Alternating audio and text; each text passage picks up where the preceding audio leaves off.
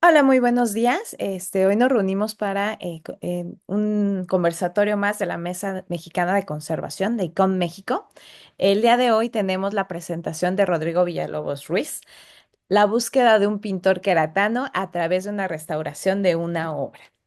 Bueno, les voy a leer un poquito de la semblanza de nuestro ponente del día de hoy. Él es restaurador egresado de la Universidad Autónoma de San Luis Potosí, con un máster en diagnóstico del estado de conservación del patrimonio histórico por la Universidad Pablo de Olavide de Sevilla y especializado en tratamientos estructurales de pintura sobre tela. Ha participado en diversos cursos y talleres financiados por la Fundación Getty y ha realizado estancias en instituciones como el Museo Nacional del Prado y el Instituto Valenciano de Conservación, Restauración e Investigación.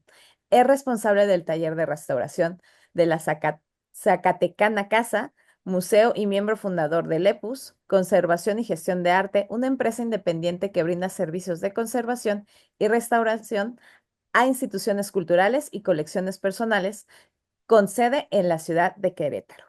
Bueno, pues bienvenidos a este conversatorio. Muchas gracias, Rodrigo, por tu participación este día y pues sin más, damos inicio a tu participación. Muchas gracias. Muchas gracias, Betty. También gracias a NAD y a la Mesa Mexicana de Conservación por la invitación. Siempre es un gusto compartir el trabajo que se está haciendo y como platicábamos, pues que se sepa el trabajo de lo que se lleva a cabo en el resto del país. De verdad, muchas gracias por el espacio. Sí, como les comentaba Betty, la conferencia, bueno, esta pequeña charla va relacionada con un proyecto que se está ejecutando, justo vamos a la mitad de él, que es este proyecto de la búsqueda de un pintor queretano. Las investigaciones sobre el arte virreinal en Querétaro son escasas, se enfocan pues incluso a solo un pintor o pintores una cantidad muy reducida de pintores. Entonces, el trabajo que estamos haciendo esperamos que pueda abonar a este estudio de la pintura virreinal en la ciudad de Querétaro. Eh, yo junto con otros colegas formamos parte de este conjunto, de este pequeño negocio que se llama Lepus, Conservación y Gestión de Arte. Como mencionaba Betty, proveemos servicio a instituciones culturales, sobre todo, bueno, instituciones culturales y colecciones particulares aquí en la ciudad de Querétaro, pero también en la región Bajío, incluso en la Ciudad de México. Uno de estos lugares a los que proveemos servicios es precisamente la Zacatecana Casa Museo. Es una casa museo, es una casa histórica cuya colección exhibe la manera en que están ordenadas las habitaciones, habla sobre la historia de la vida cotidiana a finales del siglo XIX y principios del siglo XX, aunque la casa fue construida a principios del siglo XVIII. La colección se compone principalmente de arte decorativo, como pueden ver en parte de la imagen, hay muebles, vajillas, todo lo que implicaba la vida cotidiana en los siglos XIX-XX, además de bellas artes, o sea, esculturas, pinturas, libros, y todo ello fue parte de la colección del señor José Antonio Origel Aguayo. El señor José Antonio era originario de la Ciudad de México, eh, pues se casó con su esposa queretana y en 1990 compra esta casa que ahora es la sede del museo, que ya estaba deshabitada, ya nadie vivía en ella. De hecho, la familia de su esposa fue la última familia en habitarla en los ochentas. Compra la casa, dona su colección y él deja establecido que buscaba que su colección o la exhibición fuera para el disfrute de la sociedad queretana. Desafortunadamente, el licenciado José Antonio fallece en un accidente automovilístico en el 98 y el museo abre hasta 2001. Entonces, en sí, él no pudo ver su obra terminada. A manera de respeto por ello y un poco de honrarlo, su viuda continúa con esta idea del museo y siempre fue concebido como un museo independiente, no pertenece a ninguna institución gubernamental y se sostiene enteramente de las entradas y de los ingresos que pueda generar por sí mismo. El museo en sí no contaba con un taller de restauración, contaba con un departamento de conservación. Y en 2018 es cuando nosotros nos integramos ya de planta al museo y es cuando iniciamos con la creación del taller, que desde entonces está instaurado aquí en las instalaciones del museo. Proveemos el servicio de conservación y de restauración a su colección. Justo antes de que nosotros nos integráramos, se hizo un inventario, una catalogación de todos los bienes con los que cuenta el museo y entre ellos pues estaban las pinturas. La mayoría de las obras están catalogadas como anónimos o de autoría desconocida, carecen de firma, pero en una de mis visitas o de los recorridos que hice para conocer la colección, eh, como muchas de las obras estaban catalogadas como anónimas, me dediqué a recorrer todas las obras con la lámpara de luz ultravioleta. Y en esta pintura, este es el patio central del museo. Cuando tengan oportunidad, los invito a que lo conozcan. Es una construcción muy particular porque es del siglo XVIII, pero no perteneció nunca a ninguna orden religiosa, ni perteneció a la nobleza. O sea, no era de alguna familia con un estatus social alto aquí en Querétaro. No sabemos exactamente por qué fue construida, no hemos encontrado esos documentos. Sabemos que la orden de predicadores, la orden de Santo Domingo, fueron dueños de la casa, pero no la utilizaban, sino que la rentaban a otras personas, hasta 1858. Entonces, es muy interesante, la colección también es muy interesante. Y justo aquí en el patio central estaba exhibida esta pintura que está señalada en la línea amarilla, que estaba igual catalogada como anónima, de hecho estaba catalogada como Via Crucis, tercera caída de Cristo. Al observarla decidimos, en ese momento no estaba bien definido cuáles eran las 14 estaciones del Via Crucis, entonces es difícil determinar cuál de todas las caídas es. Entonces decidimos cambiar el nombre a Via Crucis Caída de Cristo. Por la iconografía se puede inferir que es una de las caídas, pero no nos aventuramos precisamente por falta de información de esa época histórica. Al irradiarla con la luz ultravioleta, en la esquina inferior izquierda se alcanzaba a ver una firma muy oscurecida, muy oculta por el barniz. Fue muy difícil, de hecho, conseguir la fotografía porque el barniz es muy grueso, refleja mucho. En donde está colocada, digamos que viendo la obra de frente a la izquierda, hay una puerta por la que entra mucha luz. Entonces, entiendo por qué pasó desapercibida esa firma para quienes elaboraron el inventario. Y bajo la luz UV fue mucho más claro lo que decía. La firma dice Noriega FT 1723. Le cambiamos ya el catálogo, actualicemos la información, pero nunca supimos a quién pudiera hacer referencia. Más bien, en ese momento no sabíamos a quién pudiera hacer referencia porque no teníamos un registro de algún artista apellidado Noriega. Cuando empezamos con la investigación, descubrimos que existían varios historiadores del arte y varios investigadores que referían en Querétaro a un Pedro José Noriega.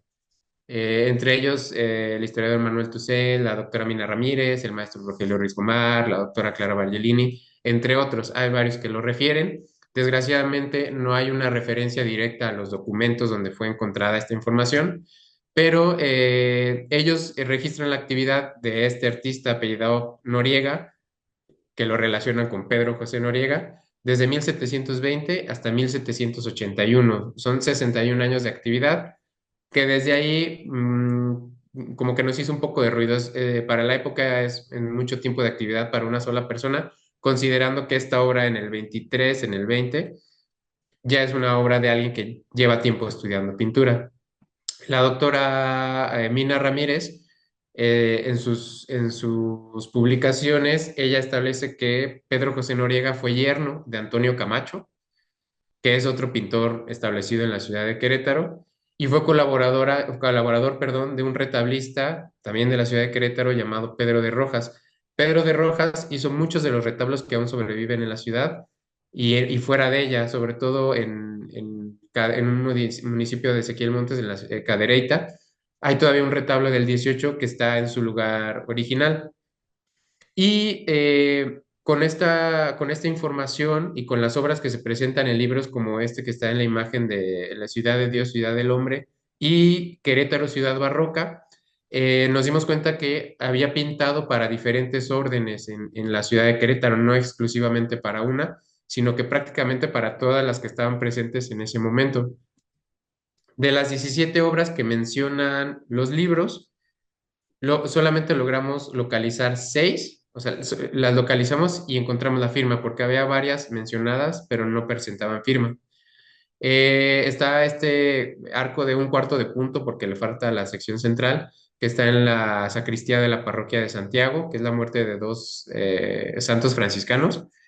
Está una Santísima Trinidad en la nave principal del Templo de Capuchinas, dos frailes franciscanos, Fray Francisco Esteves y Fray Antonio Margil de Jesús, en el Museo Regional de Querétaro, San Luis Rey de Francia en el convento de Santo Domingo, y el tríptico de la vida de la Virgen en el Bautisterio de Santa Clara. No se menciona nunca el Vía Crucis que está en la Zacatecana, de ese no tenemos certeza de su origen. Olvidé mencionar, uno de los problemas con la colección de la Zacatecana Casa Museo es que el señor José Antonio, al fallecer, nunca hemos encontrado y nadie nos puede dar referencia de si llevaba un registro sobre las adquisiciones de sus obras. Hasta el momento no hemos encontrado un documento donde él llevara como un control o simplemente un inventario, una catalogación de dónde había comprado las obras, a quién se las había comprado, cómo las había comprado. No contamos con esa información hasta este momento. Entonces, esta obra del Vía Crucis no tenemos certeza cómo llegó a la colección. Haciendo la investigación, descubrimos, sí, bueno, localizamos 5 obras que no están mencionadas en esos libros. Una muy interesante es esta de Santa Úrsula y las 11.000 vírgenes, que está en el Museo de Arte de Denver. Está este Cristo crucificado en el santuario de Nuestra Señora del Pueblito. En el catálogo, para crear el museo, el señor José Antonio subastó 2/3 partes de su colección para conformar el museo, para tener los recursos económicos. Una de las obras que fueron subastadas fue esta de Jesús ante los doctores en Morton Subastas, que también no sabemos cuál fue su destino, su fin. Está este Fray Antonio Matías Diegues en el Museo Nacional del Virreinato, lo tienen catalogado como Noriega. Y está este retrato de una colegiala de Santa Rosa de Viterbo en el Munal. Estas 5 obras no estaban mencionadas en ningún documento y pues fue un gusto, fue muy, nos dio mucho gusto localizarlas para darnos cuenta que en realidad la producción había sido más grande de lo que llegamos a pensar en un principio. Si lograron ver en las imágenes, espero que se pueda ver, una de las cuestiones que nos causó más duda o que nos brincó más fue las diferencias que hay en la representación de las figuras. Eh, en teoría, de las pinturas que hemos encontrado hasta ahora, la más antigua es la del Museo de la Zacatecana, que es del 1723. De ahí en fuera, las otras obras que han estado fechadas son posteriores, pero la forma de representar la figura humana o la calidad es muy variada entre ellas. Así como a manera general, yo las clasifico en las figuras que tienen como la cara como muy ovalada, pocos detalles. Los cuerpos guardan proporciones, bueno, más bien guardan una desproporción muy grande, pero hay otras donde la calidad es mayor, tiene mucho más detalle, las representaciones anatómicas son mejores, hay otras donde es como una calidad media y además en todas las obras, en todas ellas, la firma cambia. No hay, ni siquiera en las 2 obras del regional de Querétaro, coincide la forma de representar la firma. En la mayoría sí se firma Noriega, incluye Noriega F, Noriega FT. En 2 obras, que son justo las del Museo Regional, se firma Petrus Josephus A. Noriega, hecho en el año de 1726, y en la otra solo firma como Petrus A. Noriega. Entonces, eso a nosotros nos genera una duda, o sea, tenemos la hipótesis de que no necesariamente fue una persona, sobre todo también por la edad que pudiera haber tenido en las obras más tardías. Yo no he encontrado obras ni he encontrado la referencia de por qué lo ubican la doctora Clara Bergellini hasta 1780. No he encontrado la referencia, pero de ser así, pues son muchos años de actividad para la época. Con base en ello, decidimos hacer un análisis científico de las obras que pudimos. Realicé una estancia en el Instituto Valenciano de Conservación, Restauración e Investigación, donde hicimos el análisis morfológico y estratigráfico de tres de esas obras. Hicimos de otras que no pertenecen a Noriega, pero de Noriega hicimos del Museo de la Zacatecana, del Via Crucis Caída de Cristo, del Tríptico de la Vida de la Virgen y de San Luis Rey de Francia, que está en el convento de Santo Domingo. Los resultados de la tesis, perdón, los resultados de la investigación se volvieron parte de la tesis de máster, donde analizamos la estratigrafía de esas tres obras de Noriega, y los resultados en general fueron bastante comunes para la época, sobre todo los pigmentos. Los amarillos, los blancos, los negros, los pardos y los rojos, que son prácticamente la paleta que se usa en las tres obras, se componen de los materiales que están reportados en muchas de las tesis que revisamos. La imprimación también es cuando tienen imprimación roja, es una imprimación de una mezcla de óxidos y silicoaluminatos, el almagre. Una de las cuestiones que en su momento esta investigación se hizo hace casi 4 años. En ese momento lo que nos causó o me causó más extrañeza y fue una sorpresa fue encontrar que la base de preparación fue elaborada con cernada.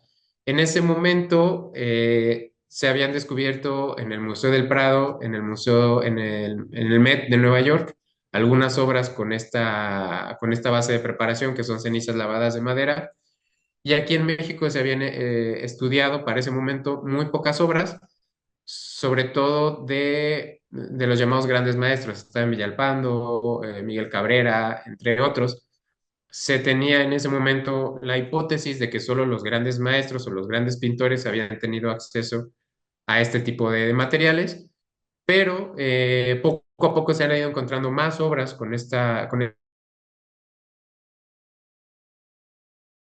este me causó extrañeza. Hemos visto poco a poco que fue un material bastante utilizado en la época por los pintores. Con toda esta información, con todos estos antecedentes, nosotros buscamos eh, generar un proyecto de restauración.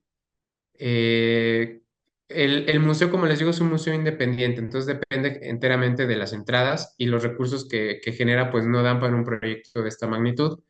Buscamos empresas, negocios, instituciones aquí en la ciudad de Querétaro, sobre todo aquellos que se jactan o que se anuncian como que promueven la cultura y el arte queretano, para que nos pudieran ayudar a llevar a cabo este proyecto. Desafortunadamente no hubo una sola institución de las que acudimos que quisiera apoyar.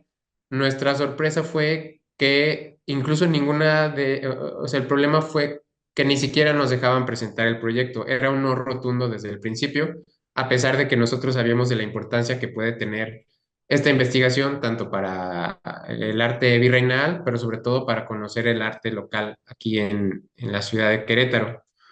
Fue así que la Fundación Toma, Carl Merlin Toma, sacó una convocatoria para conservación de arte virreinal. Bueno, ellos le llaman arte de las Américas Españolas, y nosotros lo propusimos con estos antecedentes, con la firma que encontramos, con los estudios que ya habíamos realizado, con todo el bagaje que habíamos logrado obtener acerca de la pintura, con nuestra hipótesis, y entendieron a la perfección cuál pudiera ser la relevancia de este proyecto para el arte, para el conocimiento de la historia del arte virreinal y sobre todo para el conocimiento de cómo se hacía, cómo se generaba el arte en la ciudad de Querétaro, que es algo hasta ahora prácticamente desconocido. Y fue que en mayo de este año iniciamos este proyecto de Descubriendo a Noriega, un pintor del siglo XVIII en Querétaro. En este momento no nos podemos aventurar aunque la bibliografía lo menciona como queretano, no nos podemos aventurar a decir que era un pintor queretano porque no sabemos absolutamente nada sobre su vida. Uno de como de los pilares en los que nos regimos en los últimos años, nosotros como taller de restauración, es la investigación con base en la Technical Art History. La traducción sería como historia del arte técnica, en la que se estudian las obras de una manera, digamos que inversa a la que normalmente se hace, que es se inicia con documentos, con la investigación histórica y con base en ello se establecen conclusiones o se determinan aspectos a un conjunto de obras y después se trata cada obra en particular, va de lo general a lo particular. La Technical Art History se basa en estudiar a cada objeto en singular. Cada objeto es la fuente principal de información y de ahí se desprenden distintos estudios. Entre ellos está estudiar la práctica artística en todas las facetas de producción de la obra y construye, digamos que una biografía material de este objeto, desde la concepción hasta la materialidad, hasta la obra ya terminada. Pero también pueden entrar distintas disciplinas en este tipo de investigación para abonar a un fin común. Es decir, bueno, nosotros como restauradores lo sabemos, se involucran diferentes disciplinas con un objetivo en común, pero cada una de ellas obtiene información que le es relevante en su campo. Entonces, nosotros generamos este proyecto totalmente interdisciplinar por las características de lo que requería la Fundación Toma en esta investigación. En este proyecto en específico convergen tres disciplinas. Está la historia del arte. Nosotros queremos conocer la vida del autor o de los autores, en caso de que sean varios, a través de sus relaciones sociales. Nuestro colaborador historiador pretende hacer una prosopografía, que es reconstruir la vida artística de este personaje con relación a bueno, con base en las relaciones que tenía en la ciudad y no tanto una reconstrucción documental con archivos de nacimiento, matrimonio, presentación, digamos que más bien con quién se relacionaba. En este caso, por ejemplo, sabemos que pudo haber sido yerno de Antonio Camacho, por qué era yerno de él, cómo se relacionaban ellos, y eso nos va a dar una idea de la vida artística de este autor, que esperamos que se pueda extrapolar a la vida artística en Querétaro. Está la restauración en sí de las obras que hemos visto, que hemos localizado firmadas como Noriega, la obra del Museo de la Zacatecana. Es una de las más dañadas. En general están en muy buenas condiciones. Hay unas que ya están restauradas, pero en general están en muy buenas condiciones. Y nosotros nos estamos abocando a la intervención de restauración de esta pintura.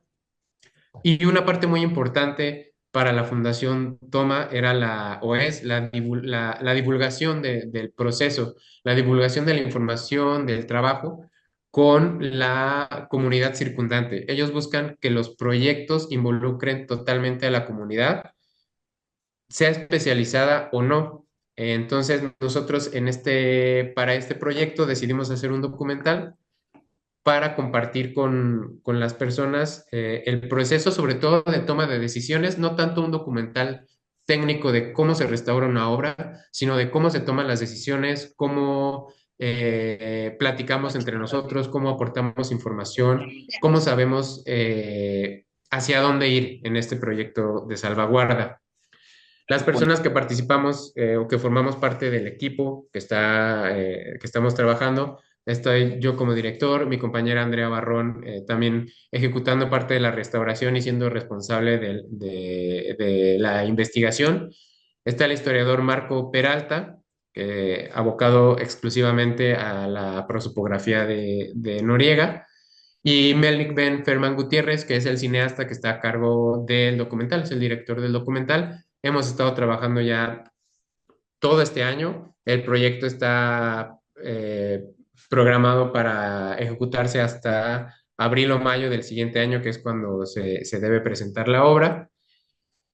En sí, la obra, como les decía, es una de las, o es la más dañada que hemos logrado ver hasta ahorita.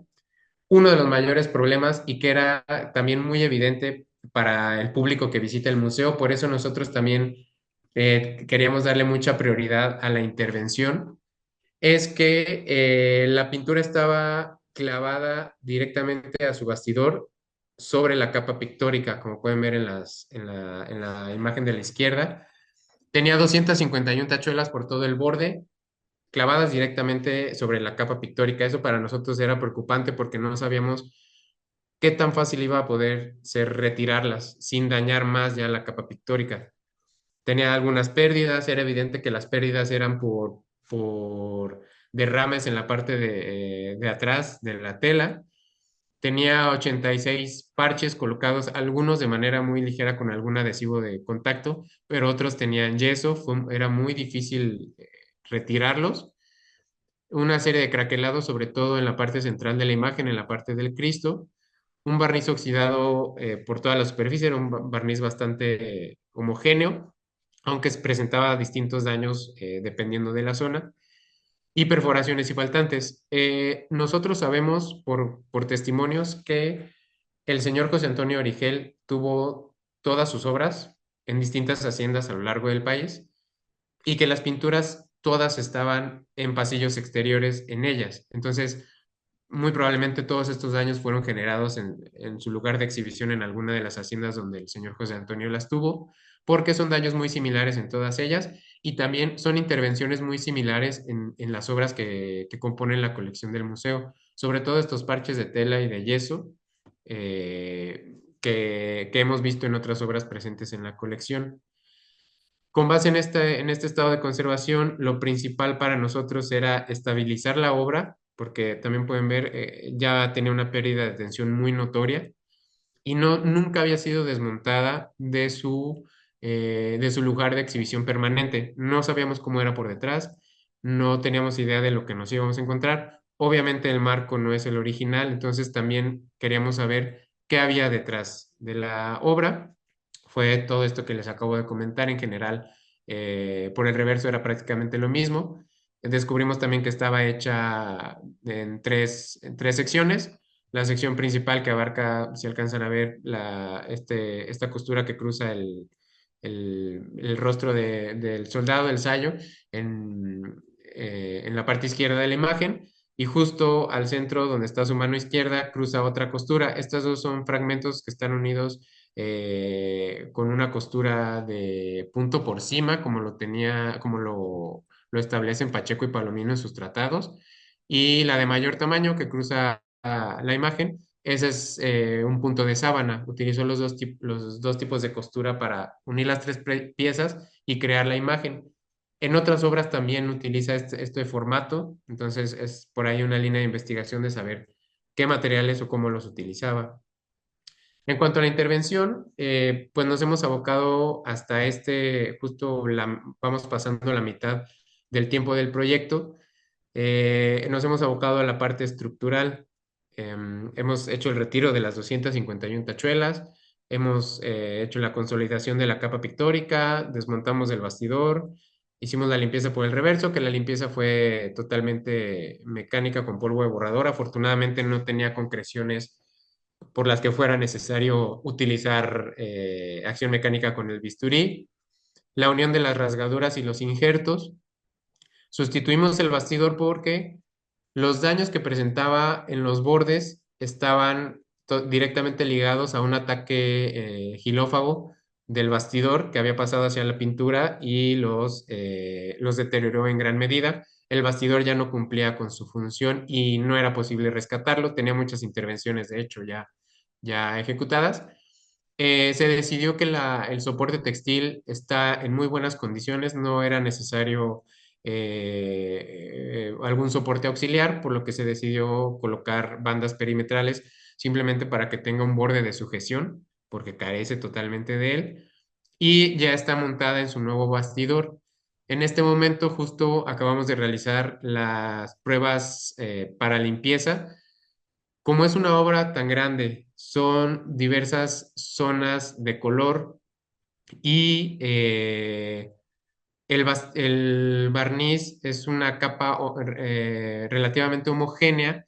Queremos hacer una limpieza que sea lo más homogénea posible. No pretendemos retirar por completo el barniz, es la idea en este momento. Buscamos reducirlo al máximo y en ese momento tomar la decisión de si es necesario retirarlo por completo o se puede respetar un poco, porque en realidad está muy sucio y oxidado, pero creemos que si se puede reducir, podemos recuperar un poco los colores. Estamos intentando con una prueba de limpieza, que es el nombre que le dieron en el SRAL, es Tissue Gel Composite Cleaning. La traducción podría ser como técnica de compresas impregnadas con gel, en la que se utilizan dos tipos de tela, las dos muy absorbentes, como pueden ver en la imagen inferior derecha. Una de ellas es impregnada con gel, se coloca en contacto con la obra por un tiempo que determinamos con anterioridad. Pasado ese tiempo, se coloca otro tipo de tela que es muy absorbente, se ejerce presión sobre ellos para que coloquialmente jale el barniz, lo retire y al retirar los dos fragmentos de tela, la limpieza es mucho más homogénea, mucho más controlada y se evita estar ejerciendo acción mecánica, dejar residuos en los bordes de donde se hizo la limpieza, que es una de las cuestiones que queremos evitar en este momento. Ya hicimos pruebas en la obra, hicimos pruebas en otras pinturas que tenemos en el taller y va avanzando muy bien esta técnica, entonces pues va a ser la manera en la que vamos a proceder en el aspecto estético de la obra.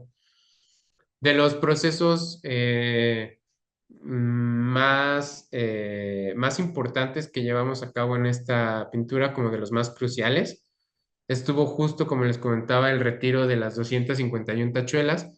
Nos apoyamos en una técnica que se utiliza en otros lugares, que es generar como una especie de palanca de anclaje para un punzón y un desarmador al que le modificamos la punta, para que la presión se ejerza exclusivamente sobre las tachuelas sin dañar la capa pictórica circundante, más de lo que ya está dañado por el hecho de haber clavado las tachuelas.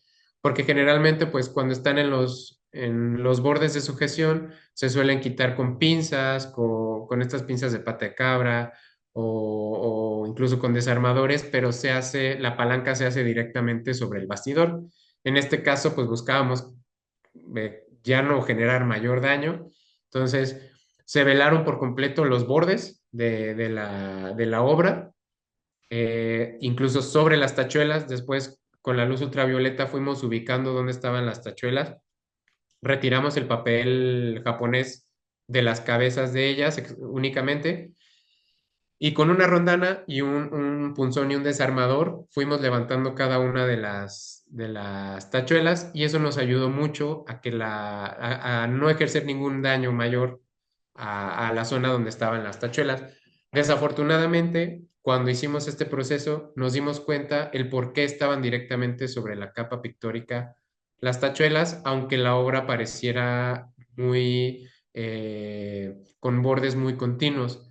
En realidad, los bordes de la obra son sumamente discontinuos, son muy desproporcionados y lo que hicieron fue adaptar esta obra al bastidor que presenta actualmente, la clavaron al bastidor, la pegaron además y una vez que está adherida y clavada, completaron el resto de los bordes con una pasta de yeso y lo repintaron. Por eso es que la obra a primera vista parecía con un borde bastante continuo, con unos bordes muy homogéneos, pero no era así. En realidad son sumamente discontinuos, están muy deteriorados y todo eso generado en gran medida por el ataque de los insectos, como les mencionaba. Otro de los aspectos que atendimos de importancia fue la unión de las rasgaduras.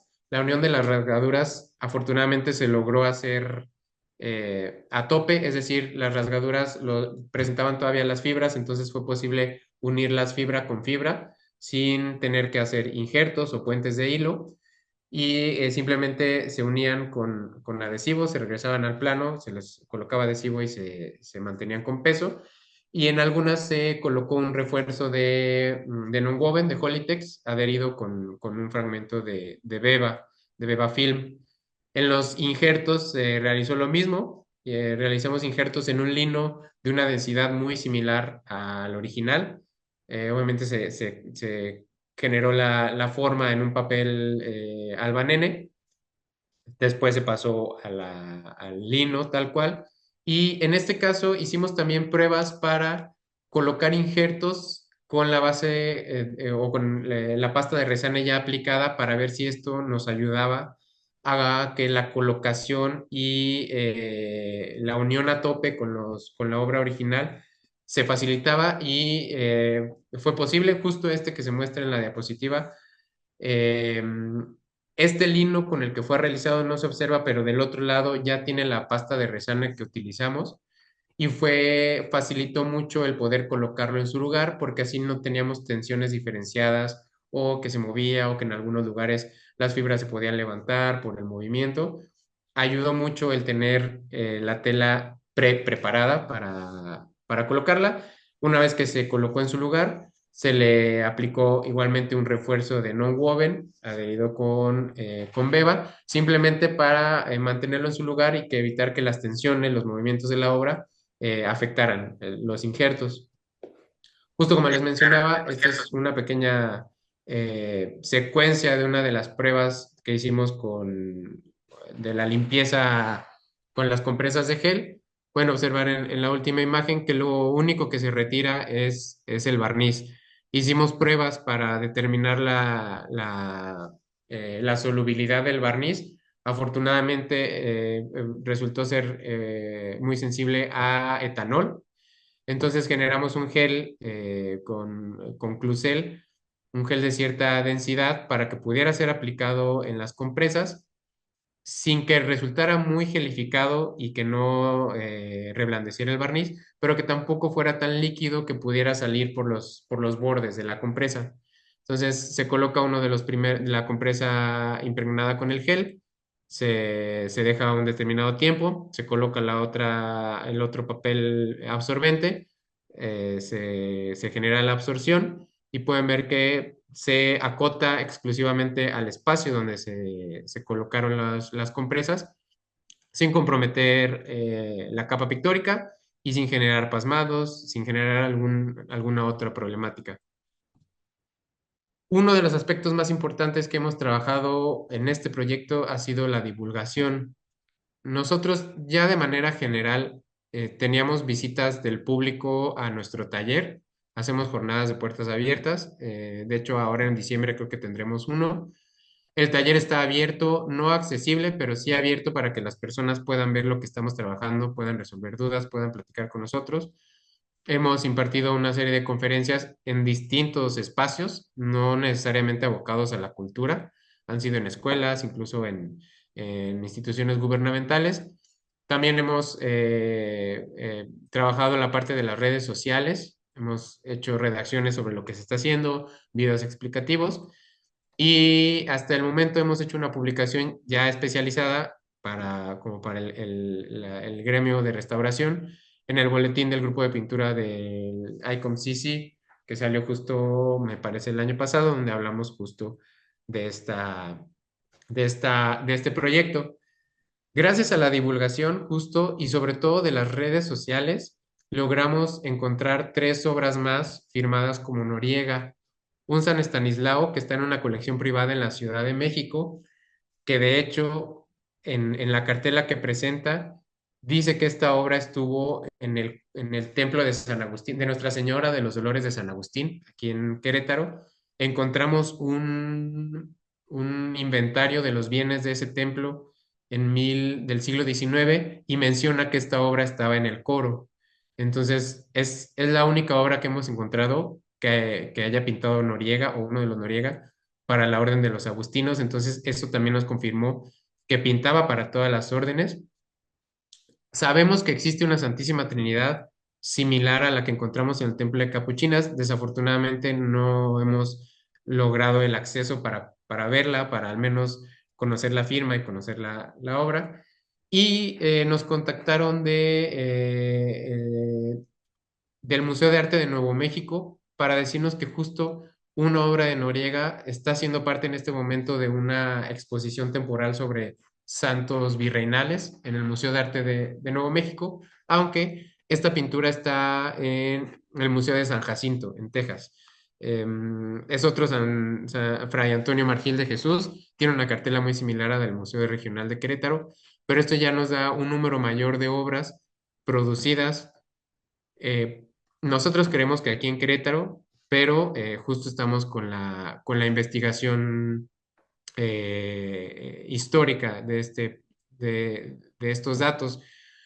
Una de las cuestiones que nosotros queremos que el proyecto aporte no es que se acote exclusivamente a Noriega, a investigarlo como pintor solamente aislado, sino que ayude al conocimiento de la vida artística de la ciudad de Querétaro en el siglo XVIII, porque como les decía al principio, no se tienen muchos datos de ello. También el proyecto o la idea de investigar surge a raíz de pláticas en su momento con el director del Museo Regional, con otros investigadores, de que muy probablemente había una escuela local de pintura, porque sí conocemos muchos pintores en la ciudad, pero no se sabe de cómo era la vida artística aquí. De hecho, una de las cuestiones que hemos encontrado, uno de los datos que encontramos recientemente o que nuestro compañero historiador encontró recientemente, es que en 1668 se tiene la aprobación, solamente la aprobación, no sabemos cuándo se generó, ¿qué? Para crear el gremio de maestros de pintura en Querétaro. Entonces, sabemos que va a ser muy difícil en este transcurso de lo que dura este proyecto averiguar lo más posible de un solo artista, pero esperamos que ayude a conocer la vida artística de la ciudad y que eso a su vez genere más información sobre sus participantes. En este caso, que nosotros estamos abocados a Noriega, pero de los otros pintores, pues también ayudará mucho. Ya para finalizar, justo esta parte de la divulgación, que también nosotros estamos muy comprometidos con ella.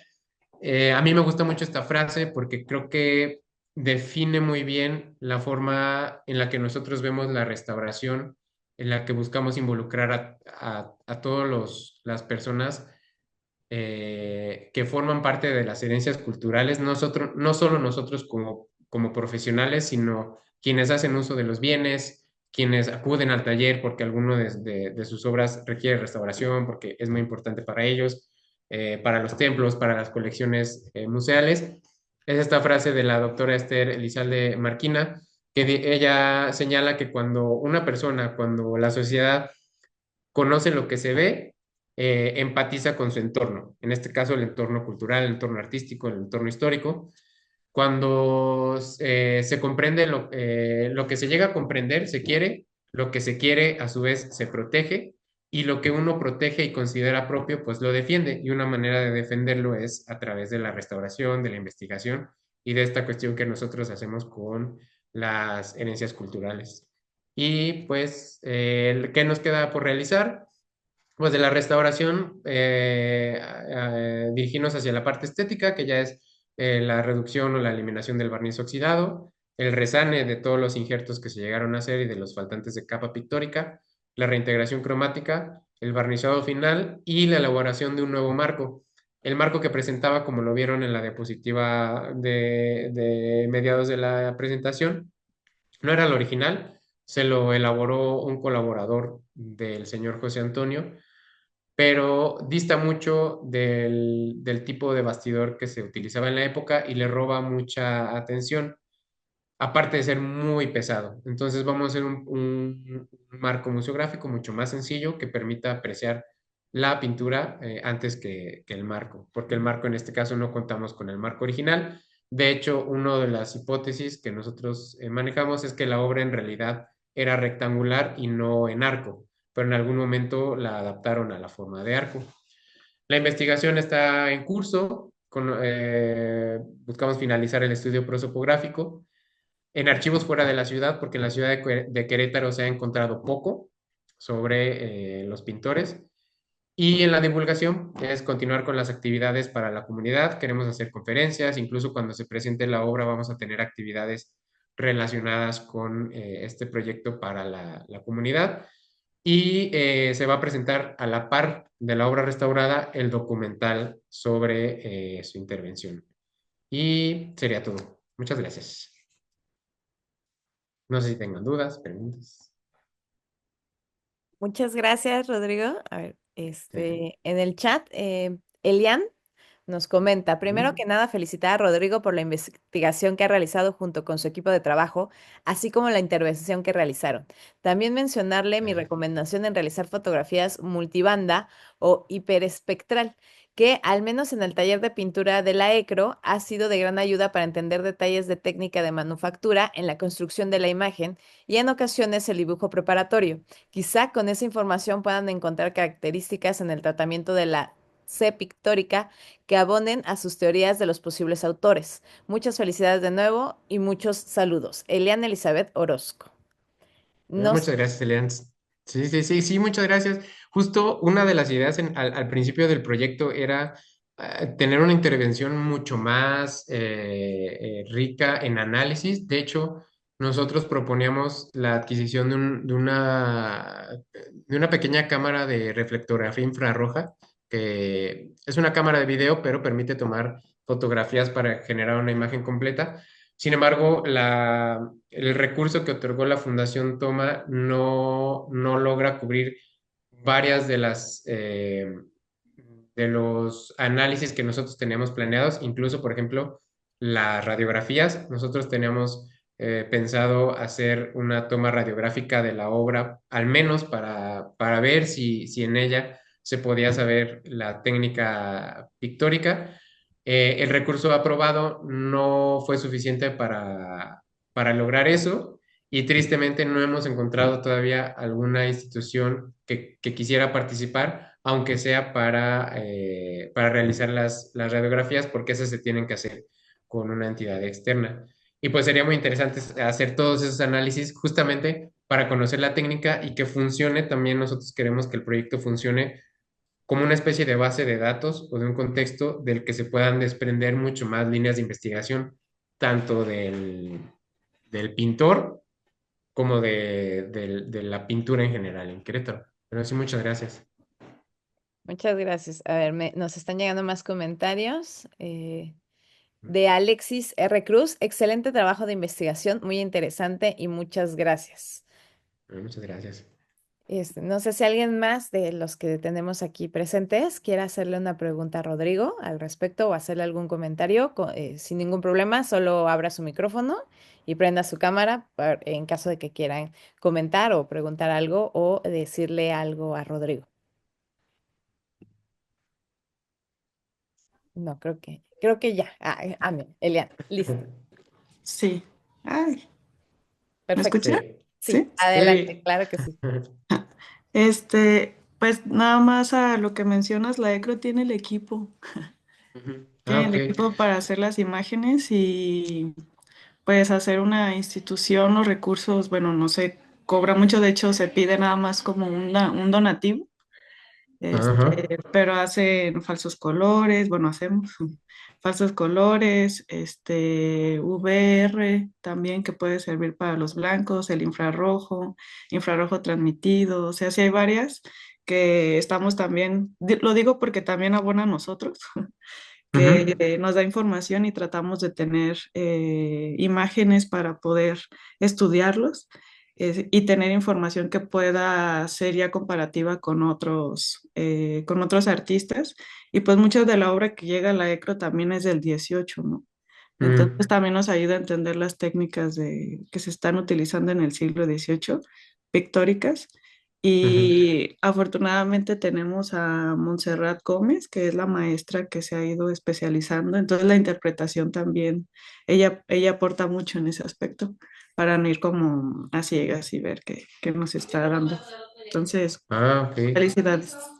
Muchas gracias, pero sí es muy buena información, pues sí, platicamos para ver cómo se puede lograr eso, porque sí, justo es muy interesante que no solo aporte a este proyecto al museo, sino que sirva en general para la comunidad. Muchas gracias, Elena. Muchas gracias, Elian. No sé si alguien más de los que están presentes quiere hacer algún comentario.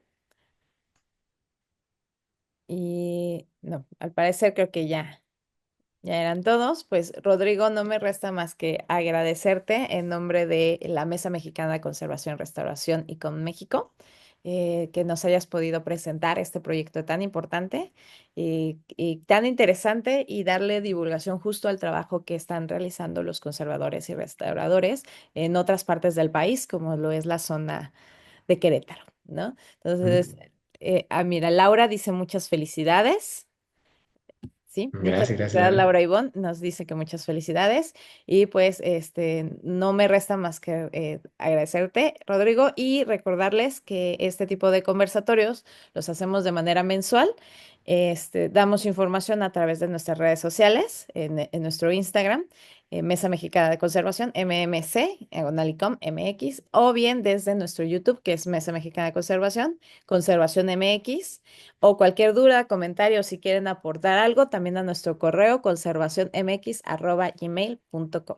Y pues muchas gracias, Rodrigo, nuevamente, y esperamos que sigas trabajando en esto tan interesante y que lleguen nuevos descubrimientos. Y gracias a todos los asistentes el día de hoy. Que tengan muy bonita tarde. Muchas Hasta luego. gracias. Hasta Gracias, hasta luego. luego. Bye.